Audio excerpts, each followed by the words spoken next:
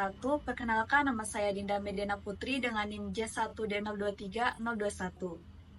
Di sini saya akan melakukan simulasi mengajar mengenai teks laporan hasil observasi dengan menggunakan model PJBL, yaitu Project Based Learning. Di sini saya akan menggunakan metode ceramah dan juga menggunakan pendekatan objektivitas, yaitu berfokus pada objek dan berdasarkan fakta. Tujuan pembelajaran yaitu peserta didik mampu membuat teks laporan hasil observasi secara kreatif dan kolaboratif berdasarkan struktur dan kaidah kebahasaannya. Assalamualaikum warahmatullahi wabarakatuh. Waalaikumsalam warahmatullahi wabarakatuh. Selamat siang anak-anak semuanya. Siang Ibu. Gimana nih kabarnya hari ini? Alhamdulillah. Luar biasa. Allahu Akbar. Baik, sebelum kita memulai pembelajaran terlebih dahulu, sebaiknya kita berdoa. Siapa nih yang mau mimpin doa terlebih dahulu? Silvi Ibu. Oke. Baik, sebelum memulai pembelajaran pada hari ini, kita berdoa menurut agama dan kepercayaan masing-masing. Berdoa dimulai. Doa selesai. Baik, sekarang kita akan membahas tentang teks laporan hasil observasi. Untuk pengertian itu sendiri, yaitu teks laporan hasil observasi adalah teks yang berisi informasi mengenai suatu peristiwa yang diperoleh dari hasil pengamatan yang telah diobservasi. Untuk selanjutnya yaitu struktur. Siapa nih yang tahu tentang struktur teks laporan hasil observasi? Ibu. Baik, kalau belum tahu, Ibu akan jelaskan. Struktur teks laporan hasil observasi ada 5. Baik, yang pertama itu ada judul. Nah, judul itu sendiri yaitu ada tema atau topik yang akan anak-anak bahas mengenai hasil observasi dari pengamatan tersebut. Yang kedua itu ada pernyataan umum. Pernyataan umum itu sendiri yaitu gambaran mengenai hasil pengamatan observasi yang telah anak-anak lakukan. Yang ketiga ada deskripsi bagian. Nah, deskripsi bagian ini gambaran umum mengenai suatu terperinci. Yang keempat itu ada deskripsi manfaat. Deskripsi manfaat itu sendiri gambaran umum mengenai manfaat dari hasil observasi tersebut. Selanjutnya yaitu ada penutup atau kesimpulan. Nah, penutup atau kesimpulan itu sendiri yaitu ringkasan atau kesimpulan dari hasil pengamatan yang telah anak-anak lakukan. Oke, selanjutnya yaitu tentang kaidah kebahasaan. Siapa nih yang tahu tentang kaidah kebahasaan? Belum tahu. Silvi belum tahu? Belum, Bu. Oke. Untuk kaidah kebahasaan itu sendiri, yang pertama itu ada menggunakan kalimat definisi. Nah, biasanya itu ditandai dengan kata adalah pada pernyataan umum yang menyatakan pengertian atau definisi dari aspek yang dibahas. Yang kedua itu menggunakan konjungsi atau kata hubung. Konjungsi yang digunakan adalah kata hubung antar kata. Contohnya yaitu ada dan, yang, atau, untuk, dan lain sebagainya. Yang ketiga itu menggunakan kalimat simpleks dan kalimat kompleks. Nah, kalimat simpleks itu sendiri yaitu kalimat tunggal. Contohnya, Ibu belanja di pasar. Kalau kalimat kompleks itu kalimat yang terdiri dari 2 struktur dan 2 verba. Contohnya yaitu, jika kalian ingin sukses, maka kalian harus bekerja keras. Yang selanjutnya yaitu menggunakan kata benda atau peristiwa umum sebagai objek utama pemaparannya. Yang kelima, berdasarkan fakta dan data dari hasil pengamatan yang telah anak-anak lakukan.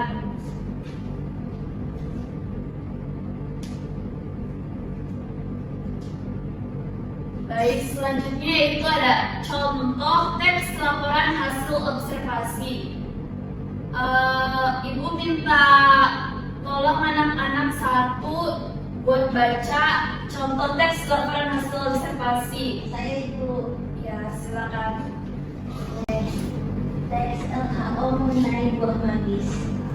Untuk bagian pernyataan umum, buah manggis adalah buah tropis yang dikenal sebagai ratu buah.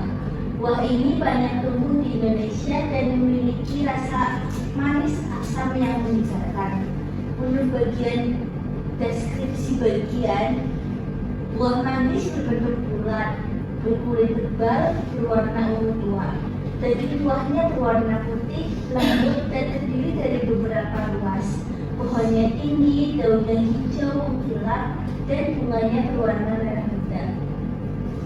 Lalu untuk bagian deskripsi manfaat itu ada manggis kaya akan vitamin C dan antioksidan. Daging buahnya menyehatkan, sementara kulitnya sering diolah untuk obat herbal karena mengandung zat pantosano. Untuk kesimpulannya itu, buah manggis tidak hanya enak, tapi juga bermanfaat bagi kesehatan. Buah ini merupakan kekayaan alam Indonesia yang perlu dijaga. Baik, tepuk tangan untuk Putri. Jika anak-anak ibu lihat-lihat sudah mulai pada ngantuk nih, baiknya kita ice breaking terlebih dahulu nggak sih? Iya, Bu. Nah, untuk ice breakingnya itu sendiri yaitu tepuk semangat dangdingdung. Sudah pada tahu belum? Sudah. Baik, kita mulai ya. 1, 2, 3. Tepuk semangat. Dang dang dang. Ding ding ding. Dung dung dung. Dang dang dang. Ding ding ding. Dung dung dung. So,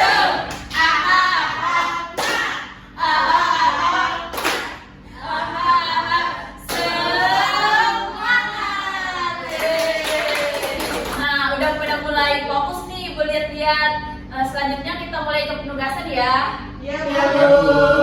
Baik anak-anak, untuk selanjutnya yaitu penugasan ya. Ibu akan membagi beberapa kelompok. Kelompok itu sendiri terdiri dari 4 orang. Untuk tugasnya itu yaitu, nah di sini ada 4 gambar. Untuk pembagiannya itu kita hitung mulai dari 1 sampai 4 ya. Mulai dari dalam. 1, 2, 3, 4.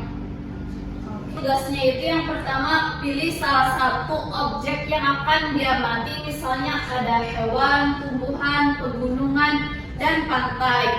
Yang kedua itu lakukan observasi langsung terhadap objek tersebut. Yang ketiga itu catat hasil pengamatan dengan memperhatikan keterkaitan dan fungsinya. Yang selanjutnya yaitu susun teks laporan hasil observasi berdasarkan pengamatan dengan struktur dan kaidah kebahasan yang sesuai. Yang selanjutnya yaitu tuliskan teks laporan hasil observasimu dalam kolom berikut. Oke. Nah, untuk tugasnya ibu akan membagikan lembar kertas.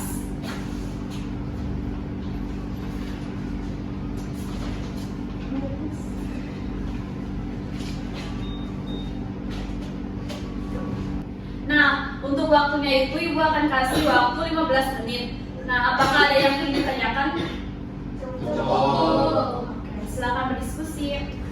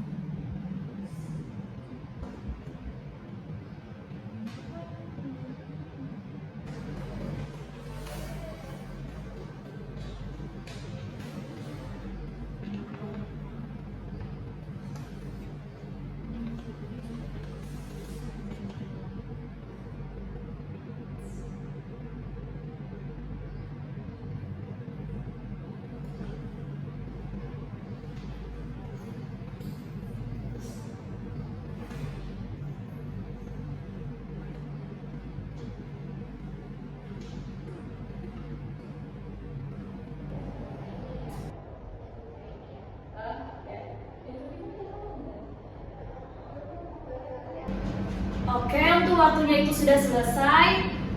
Silakan kelompok 1 untuk mempresentasikan hasil diskusi kalian. Silakan maju ke depan.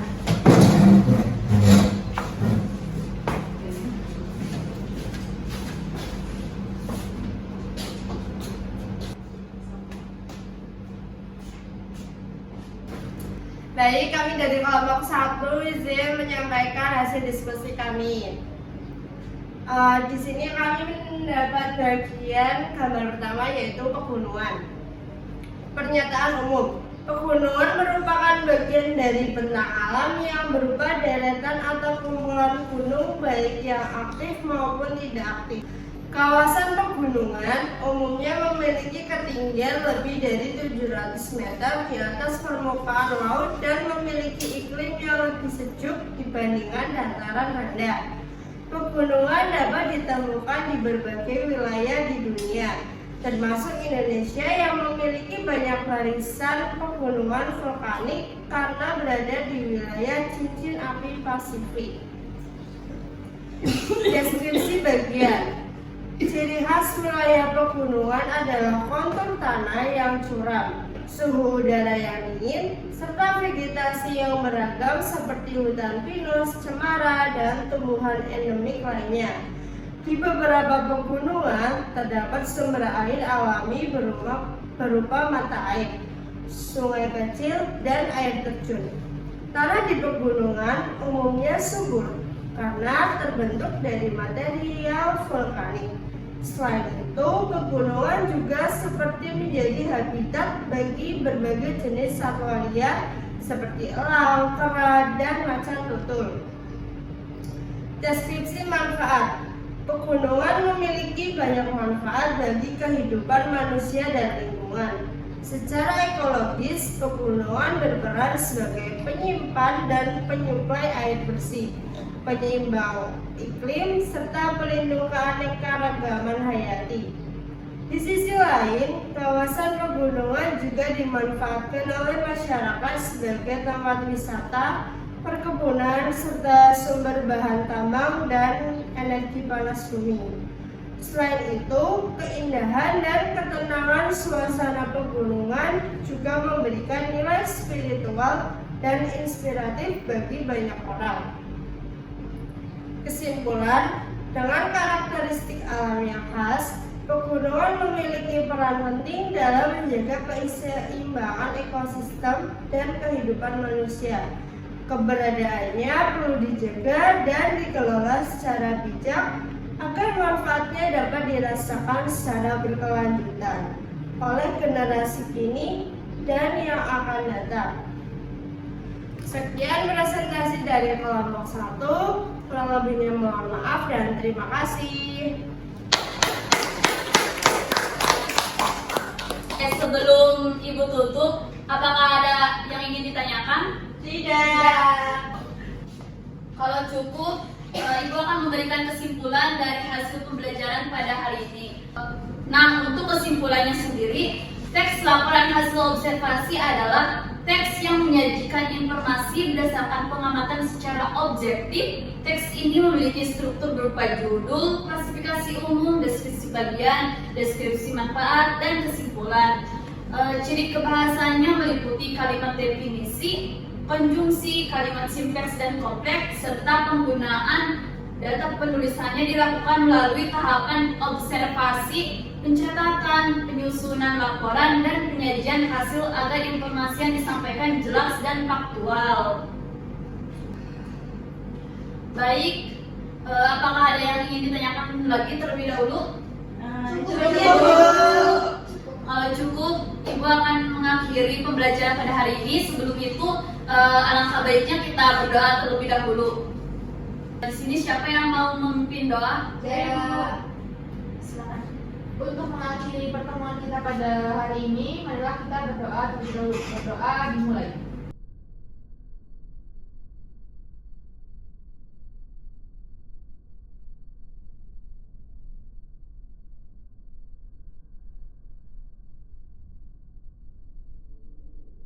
Selesai.